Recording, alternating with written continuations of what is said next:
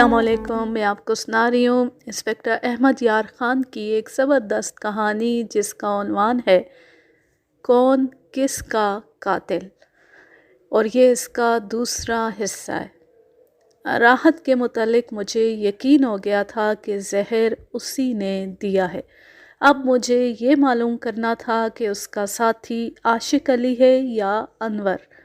मुखबरों का घेरा उनके गिर्द तंग होता जा रहा था। मेरा एएसआई मेरी हदायत के मुताबिक अपनी खुफिया कार्रवाइयों में मसरूफ़ था।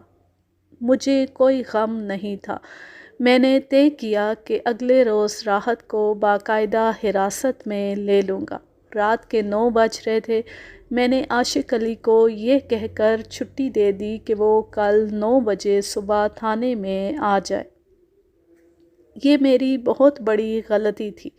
आशिक अली ने एतराफ़ कर लिया था कि उसका बाप के साथ झगड़ा होता रहता था और झगड़े की वजह ये थी कि उसके राहत के साथ बेजा ताल्लुकात थे। मुझे चाहिए था कि उसे बाकायदा गिरफ़्तार ना करता तो तफ्तीश का पाबंद करके थाने में ज़रूर बिठाए रखता, और अगर उसे घर ही भेजना था तो उसकी हरकत पर नज़र रखने के लिए आदमी मुकर्रर कर देता। मैंने ये गलती कुछ सोच कर ही की थी, लेकिन गलती आखिर गलती होती है जिसका खमियाजा भुगतना पड़ता है।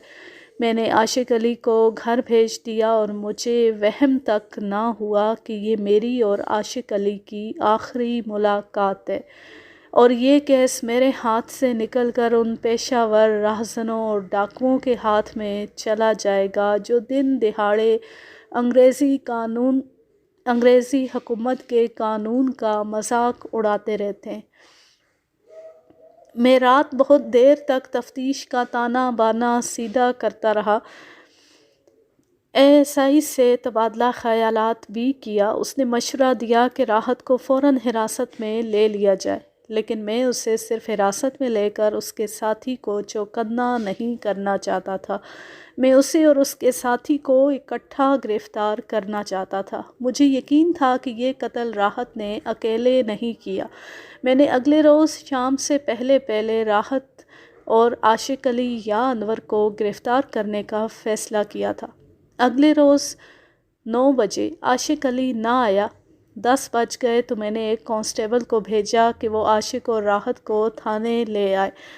एएसआई को मैंने अनवर के घर ये मालूम करने के लिए भेज दिया कि क्या उसका रिश्ता राहत के साथ तय हुआ था, और उसे ये भी कहा कि वो अनवर को थाने में ले आए।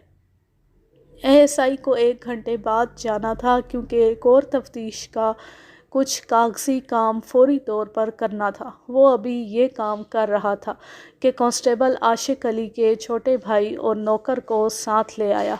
16 साल की उम्र का ये लड़का बुरी तरह रो रहा था। कांस्टेबल ने बताया कि आशिक अली और राहत गायब है।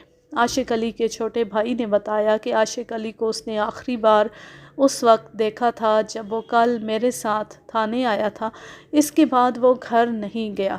राहत के मुतालिक उसने बताया कि शाम के बाद वो राहत के साथ रहा। रात 9 बजे के करीब राहत ने उसे कहा कि जाके सो जाओ। वो उसी कमरे में सोना चाहता था, लेकिन राहत ने उसे बहला फुसला कर दूसरे कमरे में भेज दिया। कोई निस्फ घंटे के बाद राहत उसके कमरे में गई। बत्ती बुझी हुई थी। लड़का जाग रहा था। उसने राहत को बुलाया तो राहत ने कहा कि मैं तुम्हें देखने आई थी, सो जाओ, मैं आशिक अली का इंतज़ार कर रही हूँ। लड़के ने उसे कहा कि भाईजान आ जाएं तो मुझे जगा देना, मुझे बहुत फ़िक्र है। उन्हें पुलिस ले गई थी। रात को उसकी आंख खुल गई तो वो ये देखने के लिए कि आशिक अली आ गया है या नहीं उसके कमरे में गया। बत्ती जलाई, बिस्तर खाली था। वो राहत के कमरे में गया, वो भी गायब थी। फिर उसने हवेली के सारे कमरे देखे, बैतुल खला और गुसल खाना भी देखा, दोनों गायब थे। उसने नौकर को जगाया और रात रोते गुजार दी। सुबह वो राहत के माँ बाप के घर गया। राहत वहाँ भी नहीं थी, बल्कि उसके माँ बाप ये सुनकर परेशान हो गए कि वो और आशिक अली गायब हैं। لڑکا اپنے گھر آیا۔ تھوڑی دیر بعد کانسٹیبل عاشق علی کو بلانے چلا گیا۔ اسے بتایا گیا کہ راحت اور عاشق علی غائب ہیں، تو وہ لڑکے کو اور نوکر کو اپنے ساتھ تھانے لے آیا۔ نوکر نے بتایا کہ اس نے راحت اور اسلم کو شام کے وقت کھانا کھلایا تھا۔ راحت نے اسے کھانا روزمرہ کے وقت سے خاصا جلدی تیار کرنے کو کہا تھا۔ اس کے بعد اس نے راحت کو نہیں دیکھا۔ عاشق علی کے متعلق بھی اس نے بتایا کہ اس نے اسے نہیں دیکھا۔ ان دونوں سے میں نے جو باتیں معلوم کی، ان سے میں نے یہ اندازہ لگایا کہ عاشق علی کو جس وقت میں نے گھر جانے کی اجازت دی تھی، اس سے کوئی 1 گھنٹے بعد وہ دونوں غائب ہوئے، اور ہوا یہی تھا کہ عاشق علی گھر گیا تو راحت اسلم کو اس کے کمرے میں بھیج چکی تھی، اور پھر دیکھنے گئی کہ وہ سو گیا ہے یا نہیں۔ لڑکے نے اسی کے کمرے میں سونے کو کہا تھا، لیکن راحت نے اسے دوسرے کمرے میں بھیج دیا تھا۔ اس سے ظاہر ہوتا تھا کہ عاشق علی اور راحت نے فرار کا پروگرام پہلے سے طے کر رکھا تھا، اور یہ پروگرام اس وقت طے ہوا ہوگا جب میں نے اس کے گھر کی تلاشی لی تھی۔ میں نے ASI کو شہر کی ناکہ بندی کے لیے بھیج دیا اور خود 2 کانسٹیبلوں کو ساتھ لے کر راحت کے ماں باپ کے گھر چھاپا مارا۔ وہاں سے کچھ بھی نہ ملا، البتہ کچھ نئی باتیں معلوم ہو گئیں جو مختصراً یوں ہیں کہ راحت کا باپ بھلے مانس اور کمزور طبیعت کا آدمی تھا۔ راحت کی ماں کا اس پر اس قدر رعب تھا کہ بیچارہ گھر میں دبکا رہتا تھا۔ راحت کا رشتہ انور کو دیا گیا تھا، لیکن مقتول کی نظر راحت پر پڑی تو اس نے اس کا رشتہ مانگا۔ باپ راضی نہیں ہو رہا تھا۔ ماں نے باپ بیٹی پر اپنا فیصلہ ٹھونسا اور شادی مقتول کے ساتھ کر دی۔ ماں نے مقتول سے 10,000 روپیہ نقد لیا تھا۔ انور نے راحت کے باپ کو قتل کی دھمکی دی۔ باپ نے انور کی منت سماجت کی اور اسے بتایا کہ وہ اپنے گھر میں بے بس اور مجبور ہے۔ انور نے پھر راحت کی ماں کو دھمکی دی۔ پھر راحت گھر آ کر انور سے ملنے لگی۔ راحت کے باپ نے تو ساری باتیں بتا دیں، لیکن اس کی ماں باتیں گول کر رہی تھی۔ میں نے اسے الگ لے جا کر دھمکی دی کہ وہ صحیح بات نہیں بتائے گی تو اسے تھانے لے جاؤں گا۔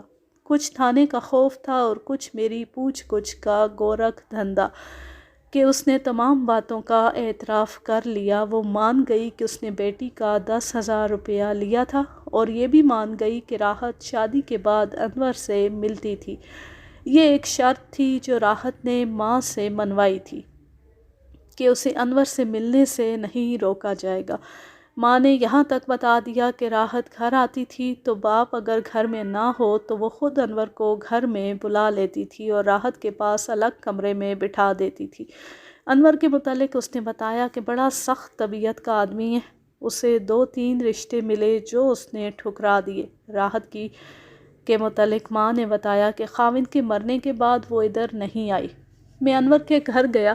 اس کے ماں باپ نے بتایا کہ انور بڑا ضدی لڑکا ہے، شادی کا نام نہیں لینے دیتا۔ میں نے پوچھا کہ وہ کہاں ہے تو باپ نے کہا کہ وہ اس کے ہاتھ سے نکل گیا، اکثر گھر سے غائب رہتا ہے، اتنا خودسر ہو گیا ہے کہ والدین اس کے لیے پریشان ہیں کہ یا تو اپنی جان لے لے گا یا کسی کو مار ڈالے گا۔ راحت کے باپ نے بتایا کہ اس لڑکی نے لڑکے پر قبضہ کر رکھا ہے۔ وہ اپنے گھر آتی ہے تو انور کو بلا لیتی ہے، اسے کپڑے اور پیسے دیتی ہے۔ باپ نے کہا مجھے شک ہوتا ہے کہ راحت مقتول کی برائے نام بیوی ہے، اس نے اور انور نے در پردہ شادی کر رکھی ہے۔ میں نے جب اسے بتایا کہ راحت نے خاوند کو زہر دیا ہے اور وہ خود اس وقت لاپتہ ہے تو باپ رو پڑا اور کہنے لگا اس لڑکے نے مجھے جس طرح پریشان کر رکھا ہے، اس سے بہتر تو یہ ہے کہ وہ پھانسی چڑھ جائے، رو دھو کر صبر کر لوں گا۔ اب تو محلے برادری میں اس نے سارے خاندان کو بدنام کر رکھا ہے۔ میں، اس کی ماں اور اس کی بہنیں کسی کو منہ دکھانے کے قابل نہیں رہے۔ یہ بدبخت میرا ایک ہی لڑکا ہے۔ ماں باپ کی پریشانی تو اپنی جگہ تھی، میری پریشانی یہ تھی کہ انور بھی لاپتہ، عاشق علی بھی غائب، راحت آخر گئی کس کے ساتھ ہے؟ شہر کی ناکہ بندی بیکار تھی۔ رات کے وقت 3 ریل گاڑیاں یہاں رکتی تھیں، 2 بسیں بھی رات کو یہاں سے روانہ ہوتی تھیں۔ راحت اور اس کے ساتھی کم و بیش 200 میل دور پہنچ چکے ہوں گے۔ اب مجھے ملزموں کی تصویر حاصل کر کے مختلف شہروں میں بھیجنی تھی اور ان کی تلاش کے دیگر اقدام کرنے تھے۔ وہ دن اسی بھاگ دوڑ میں گزر گیا۔ دوسرے دن 2 دیہاتی تھانے میں آئے اور اطلاع دی کہ شہر سے 2 میل دور ایک قدرتی جوہڑ میں ایک شہری کی لاش پڑی ہے، کپڑے خون سے لال ہیں۔ میں قتل کی ایک اور واردات رجسٹر کرنے کے لیے چل پڑا۔ ہیڈ کانسٹیبل اور 2 کانسٹیبلوں کو ساتھ لیا، تانگے میں بیٹھے اور روانہ ہو گئے۔ یہ دیہاتی مجھے ایسے علاقے میں لے گئے جہاں سے کم ہی لوگوں کا گزر ہوتا تھا۔ اس زمانے میں وہ علاقہ ویران تھا، سرکنڈے اور جھاڑیاں تھیں اور درخت بھی تھے۔ علاقہ زیر کاشت نہیں تھا۔ ایک پگڈنڈی گزرتی تھی جس پر دن کے وقت بیل گاڑیاں یا کوئی پیادہ لوگ سفر کرتے ہوں گے، ورنہ یہ راستہ عام نہیں تھا۔ دور دور تک کوئی گاؤں نہیں تھا۔ سنا تھا کہ کچھ عرصہ پہلے انگریز یہاں سور کا شکار کھیلا کرتے تھے، اس وجہ سے بھی انہوں نے اس علاقے کو آباد نہیں ہونے دیا تھا۔ دیہاتیوں نے ایک جگہ تانگا رکوایا اور مجھے ایک طرف لے گئے۔ کم و بیش 150 گز دور ایک جوہڑ کے کنارے لے گئے۔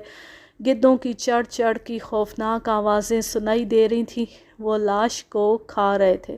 لاش جوہڑ کے کنارے پڑی تھی۔ وہاں پانی بہت تھوڑا تھا۔ کنارے پر سرکنڈے اور جھاڑیاں تھیں۔ لاش ان میں چھپی ہوئی تھی۔ یہ لاش عاشق علی کی تھی۔ ان دیہاتیوں کو یہ نظر نہیں آ سکتی تھی۔ وہ 150 گز دور سے گزر رہے تھے۔ راستے میں ایک جگہ انہوں نے خون گرا ہوا دیکھا۔ زمین پر انہیں ایسے نشان نظر آئے جو صاف بتاتے تھے کہ یہاں کوئی لڑائی جھگڑا ہوا ہے۔ وہاں سے ایک نمایاں نشان ایک طرف کو جاتا تھا، جیسے کسی انسان کو مردہ یا زندہ حالت میں گھسیٹ کر لے جایا گیا۔ خون صاف نظر آتا تھا جو خشک ہو چکا تھا۔ زمین کچی تھی جس نے میری خوب رہنمائی کی۔ ان دیہاتیوں نے گدوں کو اترتے دیکھا تو وہاں تک گئے اور انہیں عاشق علی کی لاش نظر آئی۔ گدھ صرف اس کی ٹانگیں کھا سکے تھے کیونکہ لاش پانی میں پڑی تھی۔ ٹانگیں کنارے پر تھیں اور اس کے 3 طرف گھنی جھاڑیاں تھیں۔ گدھوں کے لیے بیٹھنے کی جگہ نہیں تھی۔ چہرہ بالکل صحیح حالت میں تھا۔ قمیص خون سے لال تھی۔ لاش گھسیٹ کر باہر نکلوائی۔ جسم دیکھا، چاقو یا خنجر کے کئی گہرے زخم تھے۔ میں لاش گھسیٹنے کا نشان دیکھتا اس جگہ پہنچا جہاں سے لاش گھسیٹی گئی تھی۔ وہاں مجھے کچھ اور نشان نظر آئے۔ میں کھوجی نہیں تھا، پاؤں کے نمایاں نشان تو دیکھ سکتا تھا۔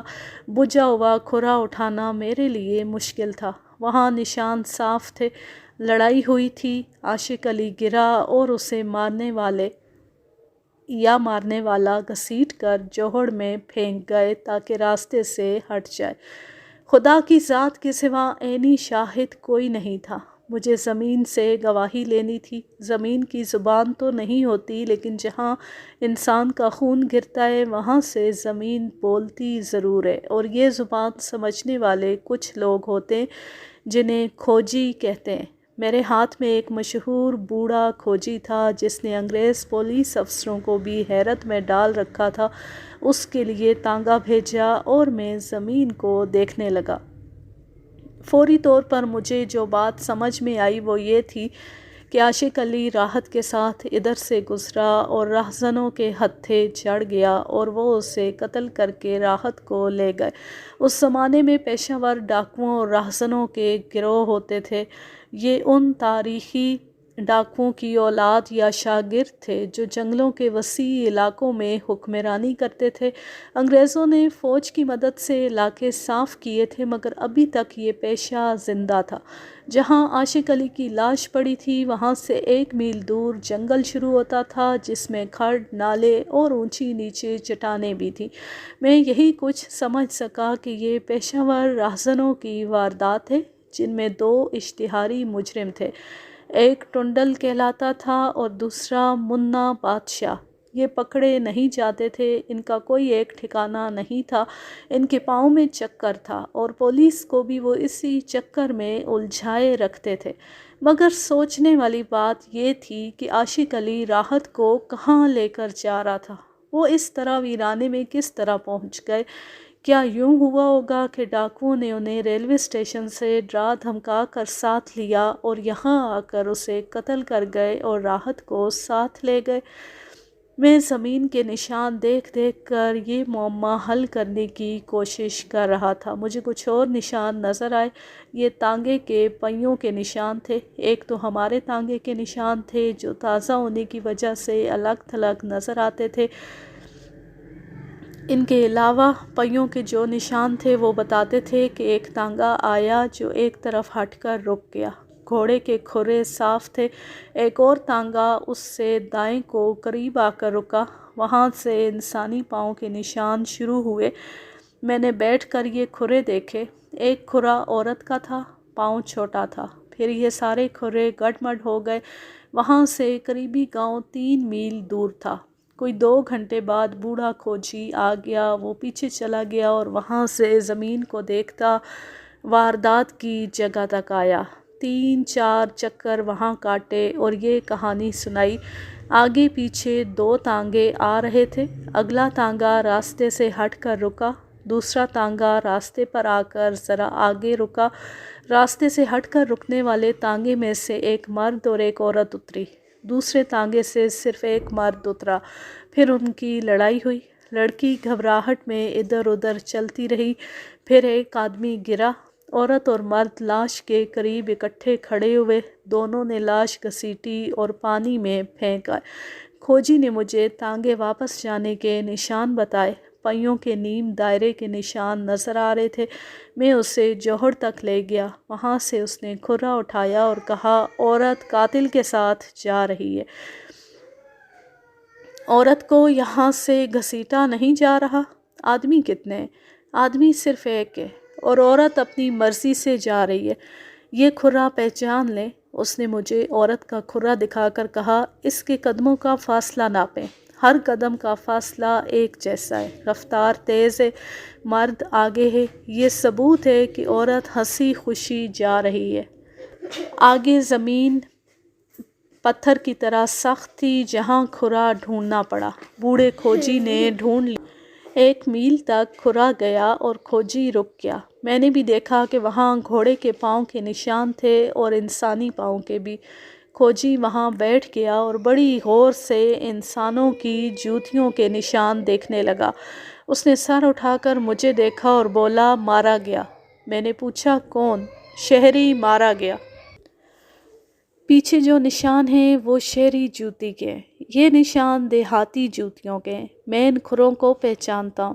جوانی کے دور سے دیکھ رہا ہوں۔ یہ ڈاکوؤں کے کھرے۔ مجھے شک ہے یہ ٹنڈل کے آدمی ہیں یا منا بادشاہ کے بھی ہو سکتے۔ بہرحال یہ ڈاکو ہیں۔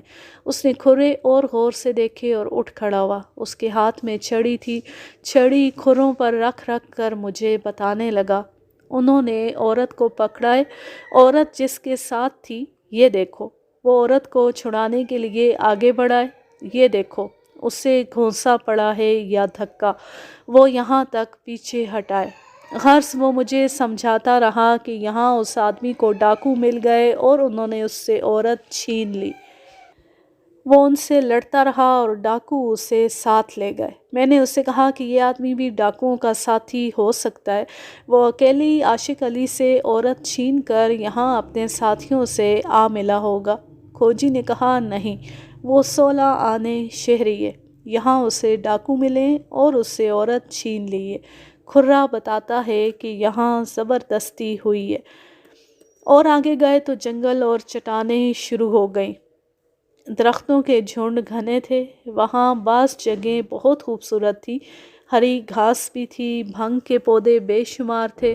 ہم جنگل میں داخل ہو گئے۔ کھوجی نے گھاس پر بھی کھرا دیکھ لیا جو مجھے بالکل نظر نہیں آیا۔ ہم بہت اندر تک چلے گئے۔ کھوجی ایک جگہ رک گیا۔ اس نے مجھے ایک گھاس دکھائی جو ذرا دبی دبی سی تھی۔ اس نے مجھے یہ گھاس غور سے دیکھنے کے لیے کہا، تو میں نے غور سے دیکھا۔ میں سمجھ گیا کہ وہ کیا کہہ رہا ہے۔ یہاں لڑکی پر مجرمانہ حملہ کیا گیا تھا۔ وہاں سے کوئی 40 قدم آگے گئے تو صاف پتہ چلتا تھا کہ یہاں گروہ کے آدمیوں نے قیام کیا تھا۔ دیسی شراب کی 2 خالی بوتلیں اور بہت سی ہڈیاں پڑی تھیں۔ سگریٹوں کے بہت سے ٹکڑے بکھرے ہوئے تھے۔ چونکہ یہ ثابت ہو گیا تھا کہ لڑکی کو ڈاکو لے گئے، اس لیے آگے جانا بیکار تھا۔ میری سمجھ میں یہ آیا کہ عاشق علی راحت کے ساتھ تانگے میں فرار ہو گیا تھا تو اسے انور نے دیکھ لیا۔ اس نے دوسرے تانگے میں اس کا تعاقب کیا اور یہاں آ کر اسے پکڑ لیا۔ انور کے متعلق اس کے گھر سے پتہ چلا تھا کہ وہ گھر سے غائب ہے۔ اس کے ماں باپ سے یہ بھی پتہ چلا تھا کہ وہ قتل کی دھمکیاں دیتا پھرتا تھا۔ اس نے راحت کے باپ کو قتل کی دھمکی دی تھی اور راحت کی ماں کو اس نے اتنا دہشت زدہ کر دیا تھا کہ اس نے اسے اپنی بیٹی کے ساتھ بند کمرے میں ملنے کی اجازت دے رکھی تھی۔ اس سے یہ رائے قائم کی جا سکتی تھی کہ انور میں قتل کرنے کی صلاحیت موجود تھی۔ جائے قتل پر ڈاکوؤں کا کوئی کھرا کھوج نہیں تھا۔ اب سوچنا یہ تھا کہ انور اور عاشق علی اس ویرانے میں کس طرح آ نکلے۔ یہ سراغ صرف اس صورت میں مل سکتا تھا کہ ڈاکوؤں کو پکڑا جائے، لیکن یہ کام بے حد مشکل بلکہ ناممکن تھا۔ ان کا کوئی ایک ٹھکانہ نہیں ہوتا تھا۔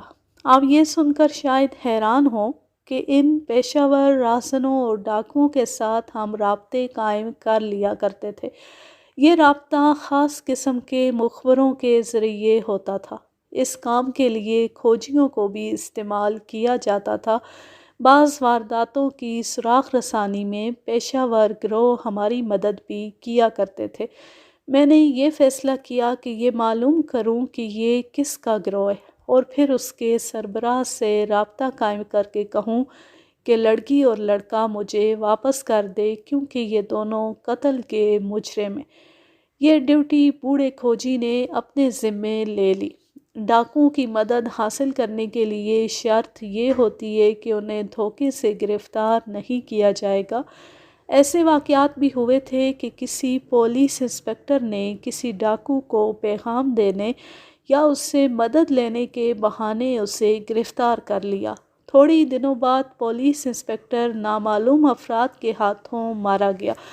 میں نے بھی ایک گروہ کے 2 افراد کو ایک بار گرفتار کیا تھا، ایک کو سزائے موت اور دوسرے کو 2 دفعات میں 7 سال سزائے قید دلوائی تھی، لیکن یہ دھوکہ نہیں تھا۔ یہ میرے ASI اور 6 کانسٹیبلوں کا کارنامہ تھا، جس میں 2 کانسٹیبل گولیوں سے زخمی ہو گئے تھے۔ یہ ڈاکو اس علاقے کے ایک مشہور ڈاکو ٹنڈل کے ایک گروہ کے افراد تھے۔ ٹنڈل نے مجھے یہ پیشکش کی تھی کہ 20,000 روپیہ نقد لے لوں اور جس قسم کی لڑکی کی خواہش کروں وہ بھی مجھے جتنے عرصے کے لیے چاہوں پیش کی جائے گی، میں اس کے دونوں آدمی چھوڑ دوں۔ یہ دونوں اس کے استاد ڈاکو تھے۔ میں نے یہ پیشکش قبول نہیں کی تھی۔ اب مجھے پتہ چلا کہ راحت اور انور ٹنڈل کے قبضے میں ہیں۔ یہ اطلاع مجھے واردات کے تیسرے روز ملی تھی۔ بوڑھے کھوجی نے ٹنڈل کو ڈھونڈ نکالا تھا۔ میں نے اسے گھوڑا مہیا کیا تھا۔ ان کی ملاقات ایک جنگل میں ہوئی تھی۔ میں نے ٹنڈل کو کبھی دیکھا نہیں تھا۔ مخبر نے بتایا کہ بڑا خوب روح اور زبردست جسم کا جوان ہے۔ کھوجی نے بڑی مشکل سے اس تک رسائی حاصل کی تھی۔ اس نے ٹنڈل کو اس کے جاننے والے ایک آدمی کے ذریعے میرا پیغام بھجوایا تھا کہ لڑکی اور انور مجھے واپس کر دو، یہ میرے ملزم ہیں۔ ٹنڈل یہ سن کر کھوجی سے ملنے آ گیا۔ اس نے کپڑوں کا ایک بنڈل بوڑھے کھوجی کو دے کر کہا، یہ احمد یار خان کو دے دینا اور اس سے کہنا کہ تم نے مجھ پر کون سا احسان کیا تھا کہ میں تمہیں اتنا قیمتی مال واپس کر دوں، اور اسے یہ بھی کہنا کہ میں نے مفت کام کرنے کو نہیں کہا تھا، میں نے وہ قیمت پیش کی تھی جو تم ساری عمر خواب میں بھی نہیں دیکھ سکتے۔ اس نے ٹھیک کہا تھا۔ دوسری جنگ عظیم سے پہلے 20,000 روپے آج کے 1,00,000 روپے کے برابر تھے۔ اس نے یہ بھی کہا، احمد یار خان کو یہ بھی کہہ دینا کہ تمہارا سکھ تھانے دار اور سپاہی واقعی دلیر لوگ ہیں، جنہوں نے میرے آدمیوں کا مقابلہ کر کے میرے 2 آدمی پکڑے تھے۔ میں ملک کی ایمانداری اور بہادری کی تعریف کرتا ہوں۔ یہ تحفہ لے جاؤ اور اسے بتا دینا کہ لڑکی اب ہمیشہ کے لیے میری ہو گئی ہے، اور اس کے ساتھ جو آدمی تھا اس کی لاش کسی روز تمہیں مل جائے گی۔ بوڑھا کھوجی یہ پیغام لایا اور کپڑوں کا بنڈل مجھے دیا۔ کھول کر دیکھا، اس میں راحت کی قمیص، شلوار اور دوپٹہ تھا۔ میں نے یہ کپڑے پہچان لیے۔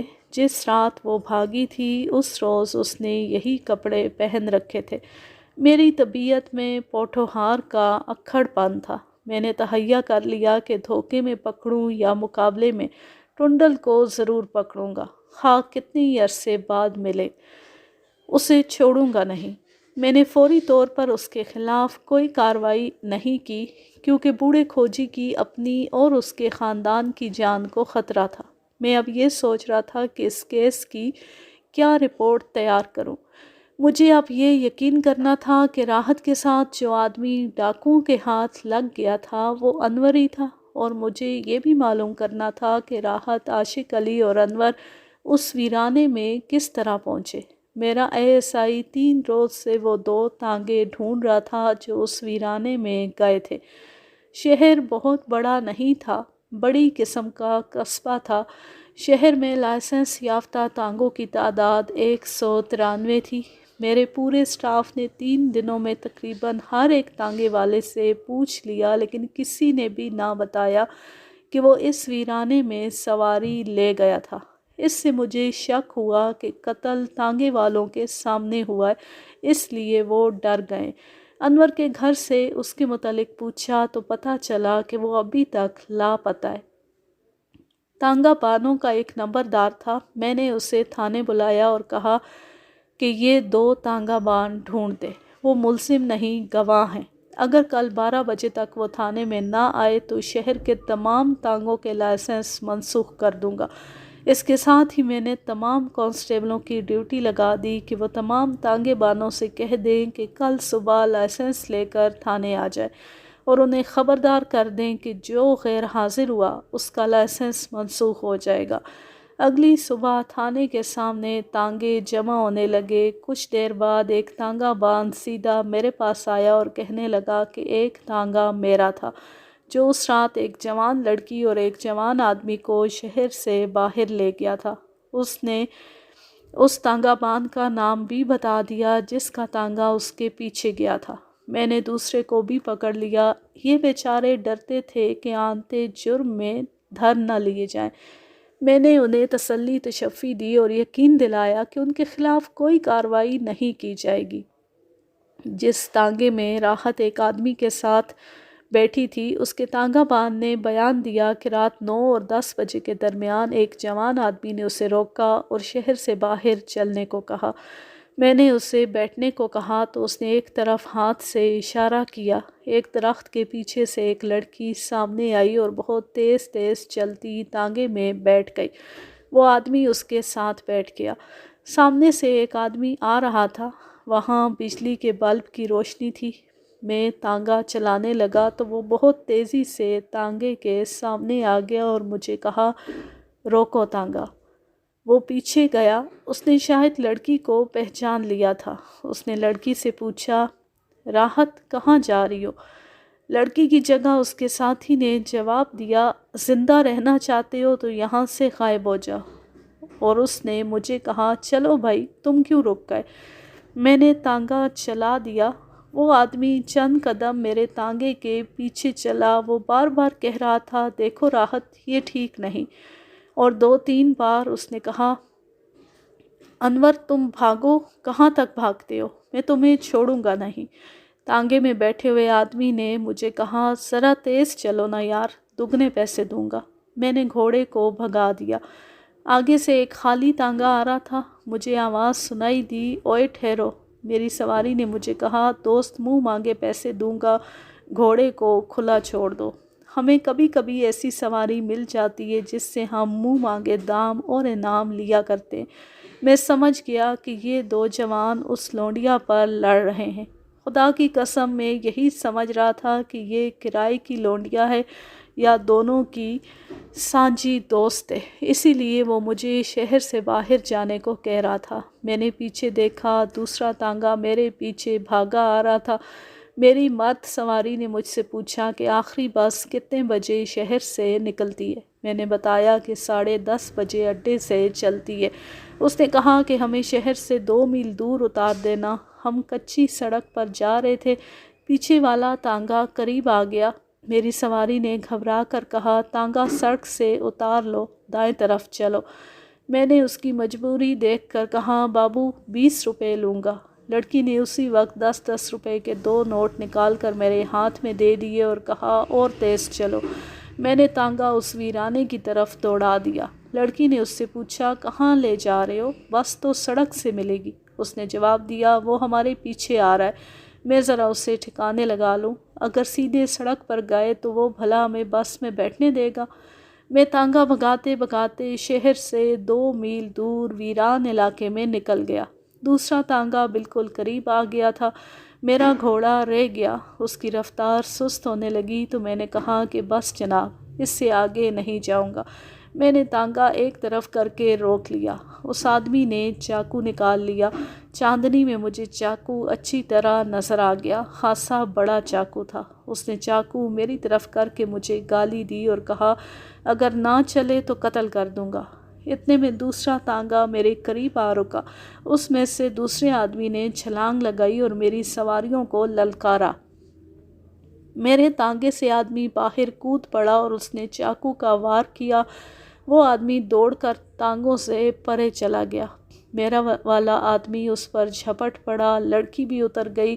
میں نے اپنا تانگا موڑا اور دوسرے تانگا بان سے کہا، بھاگ یہاں سے بھائی، یہ تو معاملہ سنگین ہے، اور ہم وہاں سے بھاگ آئے۔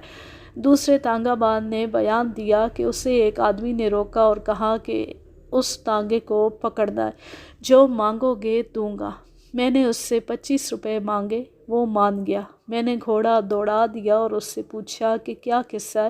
اس نے جواب دیا کہ ایک آدمی ہمارے محلے کی ایک لڑکی کو بھگا لے کر جا رہا ہے، اسے پکڑ کر پولیس کے حوالے کرنا ہے۔ اگلا تانگا کچے میں اتر گیا تو میں نے تانگا سڑک سے اتار کر اس کے پیچھے ڈال دیا۔ اس آدمی نے مجھے کہا، اگر اس لڑکی کو چھیننے میں تم میری مدد کرو تو میں تمہیں 50 روپے الگ سے انعام دوں گا۔ میں نے سودا قبول کر لیا۔ بہت دور جا کر اگلا تانگا رک گیا۔ میں نے اپنا تانگا اس کے قریب روکا۔ وہ میرے تانگے سے کود کر اترا اور مجھے کہا، آ جاؤ دوست۔ اس نے للکار کر کہا، آ جا انور، اب دیکھتا ہوں تم بھاگ کر جاؤ گے کہاں۔ میں ابھی تانگے میں سے اتر ہی رہا تھا کہ دوسرے تانگے سے ایک آدمی نکلا، شاید وہی انور تھا جسے میری سواری نے للکارا تھا۔ چاندنی بڑی صاف تھی۔ اس نے چاقو کا وار میری سواری پر کیا۔ میری ہمت نہ ہوئی کہ اس کی مدد کرتا۔ وہ ایک طرف دوڑا تو دوسرے آدمی نے اسے جا لیا اور اسے چاقو پر چاقو مارنے لگا۔ اس آدمی نے شور شرابہ کیا، ہائے ہائے بھی کی۔ اتنے میں دوسرے تانگا بان نے اپنا تانگا موڑا اور مجھے پکار کر کہا، بھاگ یہاں سے بھائی، اور ہم تانگے موڑ کر وہاں سے بھاگ آئے۔ میں 50 روپوں کے لالچ میں اپنی سواری سے 25 روپے کرایہ بھی نہ لے سکا۔ دونوں تانگا بانوں کے بیانوں سے میری اور کھوجی کی قیاس آرائی صحیح نکلی۔ میرا خیال تھا کہ لڑکی کو عاشق علی لے جا رہا تھا، لیکن وہ انور تھا۔ اس وقت عاشق علی تھانے سے گھر جا رہا تھا۔ تانگے بانوں کے بیان کے مطابق یہ وہی وقت تھا جب میں نے عاشق علی کو تھانے سے گھر جانے کی اجازت دی تھی اور اسے کہا تھا کہ صبح 9 بجے تھانے میں پہنچ جانا۔ معلوم ہوتا ہے کہ وہ تھانے سے گھر جا رہا تھا کہ راستے میں اسے انور اور راحت تانگے میں بیٹھے نظر آئے۔ انور نے یہ سوچا تھا کہ اڈے سے بس پر سوار ہونے کی بجائے وہ شہر سے باہر بس روک کر سوار ہو جائے گا، جہاں اسے اور راحت کو کوئی نہیں دیکھ سکے گا۔ معلوم نہیں ان کی منزل کیا تھی۔ عاشق علی قتل ہو گیا۔ راحت اور انور کو ڈاکو اپنے ساتھ لے گئے اور ٹنڈل نے مجھے پیغام بھیجا کہ انور کی لاش تمہیں مل جائے گی۔ اب کوئی شک نہیں رہ گیا تھا کہ عاشق علی کے باپ کو زہر راحت نے دیا اور انور اس کے جرم میں شریک تھا۔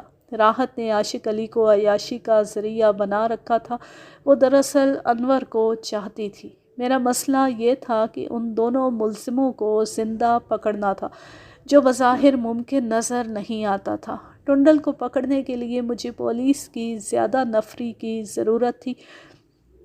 میں نے اپنے ASI کو پاس بٹھا کر واردات، تفتیش اور اس دوران پیدا ہونے والے حالات کی تفصیلی رپورٹ تیار کرنی شروع کر دی۔ میں یہ رپورٹ ہیڈ کوارٹر کو بھیج کر وہاں سے کافی مدد حاصل کرنا چاہتا تھا تاکہ ٹنڈل کو پکڑ سکوں۔ دن بھر ہم رپورٹ لکھتے رہے۔ رات کو میں ذرا جلدی سو گیا۔ کئی دنوں کی مسلسل بھاگ دوڑ نے تھکا دیا تھا۔ کانسٹیبل نے جب مجھے جگایا تو صبح کے 5 بج رہے تھے۔ وہ مجھے اطلاع دینے آیا تھا کہ ایک لاش ملی ہے۔ میں آنکھیں ملتا ہوا کوارٹر سے دفتر کی طرف چلا تو کانسٹیبل نے کہا، ادھر نہیں ملک صاحب، ادھر۔ وہ مجھے تھانے کے احاطے سے باہر اور پھر پچھواڑے لے گیا۔ وہاں ایک اور کانسٹیبل کھڑا تھا اور اس کے قریب ایک بوری رکھی تھی۔ بدبو بتا رہی تھی کہ اس میں لاش ہے۔ ادھر سے گزرنے والے ایک آدمی نے جو بوری کے قریب کھڑا تھا یہ بوری دیکھی تھی۔ بوری کا منہ بند تھا۔ اس آدمی نے ہاتھ لگایا اور اسے بدبو بھی آئی تو اس نے تھانے میں اطلاع دی۔ میں نے بوری کھلوائی، اندر سے ایک لاش نکلی۔ اس کے گھٹنے سینے پر تھے اور سر کاٹ کر الگ رکھا ہوا تھا۔ بوری میں سے ایک کاغذ نکلا جس کا سائز بچوں کی کاپی کے کاغذ جتنا تھا۔ بھدے حروف میں اس پر ہندی زبان میں میرا نام ادھورا لکھا ہوا تھا، ملک یار خان کو ملے۔ نیچے لکھا تھا، تمہاری امانت واپس ہے، رسید پرچہ نہیں چاہیے، اس کو ہم نے سزا دے دی ہے۔ اس نے قبولا ہے کہ لڑکی کے خاوند کو اس نے لڑکی کے ہاتھ سے زہر پلایا تھا، پھر اس نے لڑکی کو گھر سے بھگایا ہے اور راستے میں ایک اور آدمی کو قتل کیا ہے۔ لڑکی راضی خوشی ہے، اس کا فکر تم مت کرو۔ ٹنڈل۔ یہ لاش رات کے وقت ڈاکو رکھ گئے تھے۔ میں لاش تھانے لے گیا، انور کے باپ کو بلایا، اسے لاش کا چہرہ اس طرح دکھایا کہ میں نے اس کا کٹا ہوا سر اس کے کندھوں کے ساتھ رکھ دیا۔ اس کی ٹانگیں سیدھی نہیں ہو رہی تھیں کیونکہ اکڑ گئی تھیں۔ میں نے اوپر چادر ڈال دی، صرف چہرہ ننگا رکھا۔ اس کے باپ کو یہ نہیں بتایا کہ سر الگ ہے۔ اس نے چہرہ دیکھا تو اچانک چکرا کر گرا اور بے ہوش ہو گیا۔ میں نے لاش پوسٹ مارٹم کے لیے بھیج دی۔ باپ جلدی ہوش میں آ گیا۔ اس نے کہا کہ یہ اس کے بیٹے انور کی لاش ہے۔ اس کے بعد وہ کچھ نہیں بولا۔ یہ شخص 12-13 روز بعد بیان دینے کے قابل ہوا تھا۔ اس کا دماغی توازن بگڑ گیا تھا۔ ٹنڈل ڈاکو نے انور کی لاش بھیج کر اور لڑکی کو اپنے پاس رکھ کر مجھے چیلنج کیا تھا، جو میں نے قبول کر لیا اور تہیہ کیا کہ ٹنڈل کو اپنے ہاتھوں سے پکڑوں گا۔ میں نے پلان بنانا شروع کر دیا۔ ٹنڈل اور اس کے گروہ کی نقل و حرکت کی اطلاعیں دینے کے لیے مخبروں کا جال بچھا دیا۔ 2 مہینے بعد مجھے اطلاع ملی کہ ٹنڈل اپنے 7 آدمیوں کے ساتھ ایک جگہ ٹھہرا ہوا ہے۔ یہ چھوٹا سا ایک گاؤں تھا۔ میں نے رات کے وقت 10 کانسٹیبلوں کی مسلح نفری سے چھاپا مارا، مگر معلوم ہوتا تھا کہ مخبری ہوئی ہے۔ ٹنڈل کو اطلاع مل چکی تھی کہ میں آ رہا ہوں۔ وہ بھاگ سکتا تھا لیکن اس نے میرے مقابلے کے لیے مورچہ بندی کر لی تھی۔ اس نے گاؤں کا گھیرا مکمل ہونے ہی نہیں دیا۔ پہلی گولی اس کی طرف سے آئی، پھر دونوں طرف سے گولیاں چلی۔ گاؤں کے اندر گئے تو ٹنڈل اور اس کے سارے آدمی نکل گئے تھے۔ اگر میرے ساتھ پنجابی اور پٹھان کانسٹیبل ہوتے تو میں ضرور کامیاب ہو جاتا، مگر میرے ساتھ صرف ایک مسلمان اور ایک سکھ کانسٹیبل تھا، باقی 5 ہندو تھے۔ اس کے بعد مجھے کوئی موقع نہ ملا کیونکہ ایک ہی مہینے بعد مجھے ایک لمبی اسپیشل ڈیوٹی پر دلی بھیج دیا گیا۔ یہ خونی ڈرامہ ایک بوڑھے آدمی کی ہوس کی وجہ سے کھیلا گیا، جس نے 10,000 روپے کے عوض نوجوان لڑکی سے شادی کی۔ وہ خود قتل ہوا، اس کا جوان بیٹا قتل ہوا، ایک اور ماں باپ کا اکلوتا جوان بیٹا ڈاکوؤں کے ہاتھوں قتل ہو گیا، اور وہ نوجوان لڑکی جسے کسی باعزت گھر میں آباد ہونا تھا، ہمیشہ کے لیے ایک ڈاکو کی داشتہ بن گئی۔ یوں یہ زبردست کہانی اپنے اختتام کو پہنچی۔ اب میں لیتی ہوں آپ سے اجازت۔ جہاں رہیں خوش رہیں، شاد و آباد رہیں، ہنستے مسکراتے رہیں۔ اور اگر یہ کہانی یا میرا انداز پسند آئے تو اس چینل کو سبسکرائب ضرور کر لیں، اس ویڈیو کو لائک کیجئے، زیادہ سے زیادہ شیئر کیجئے اور اچھا سا کومنٹ کیجئے۔ اللہ حافظ، اللہ نگہبان۔